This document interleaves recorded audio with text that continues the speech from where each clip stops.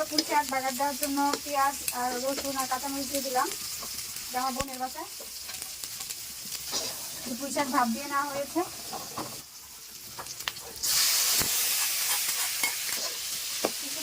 পুঁই শাকগুলো একদম কচি নরম নরম ছিল। যে ভাজি কমপ্লিট। এখানে পেঁয়াজ রসুন আর স্বাদ মতো লবণ দেওয়া হলো, এটা দিয়ে একটু ভুনা করা হবে। এখানে হলুদ গুঁড়া দিয়ে দিল, মরিচ গুঁড়া, এটা শুকনা মরিচ গুঁড়া, ঝালটা একটু বেশি দেওয়া হবে। একটু অল্প একটু আদা রসুন দেওয়া হলো।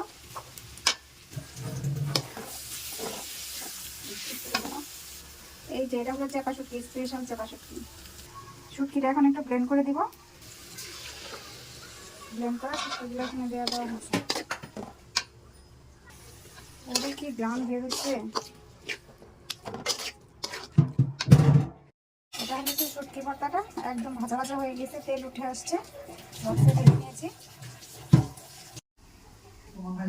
পেঁয়াজ কুচি, লবণ, হলুদ, জিরা, আদা রসুন বাটা, মরিচ গুঁড়ো, কাঁচামরিচ, এগুলো এখন চটকে নেবে একসঙ্গে। এটা বেলে মাছ চচ্চড়ি করবো, এই জন্য।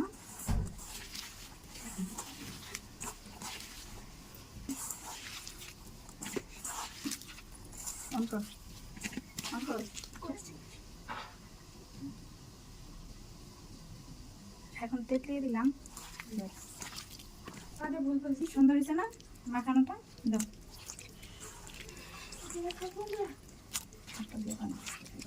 বেশি পানি দিব না।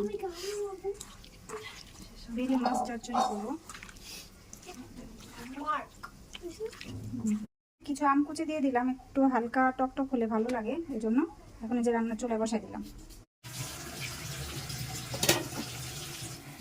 রান্না করে শেষে একটু ধনেপাতা দিয়ে দিলাম, ঝোলটা আর একটু টেনে আসবে।